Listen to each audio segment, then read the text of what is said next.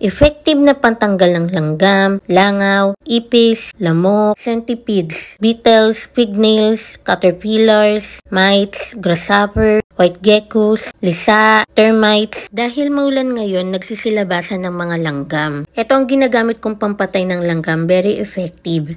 Isang wisik lang, patay agad ang langgam. Free toxin and harmful for heavy metals. Madali lang gamitin, so ang kailangan nyo lang gawin is sprayan nyo lang yung mga dinadaanan ng insekto. Pwede sa kitchen, sa cabinet, sa floor, sa table, sa dingding, kung saan sila nagtatago, namamalagi, kung saan madalas nyo makita ang insekto. Sprayan nyo kung saan sila pwedeng dumapo at iwan nyo lang overnight or ng gabi and kinabukasan makikita nyo yung mga namatay na mga insekto. Pero kung nakita nyo na ang insekto, sprayan nyo na on the spot gaya ng ginawa ko sa mga langgam na to. Kita nyo naman very effective na matay ang mga langgam. Check out na po kayo sa Yellow Basket mismo dito sa video.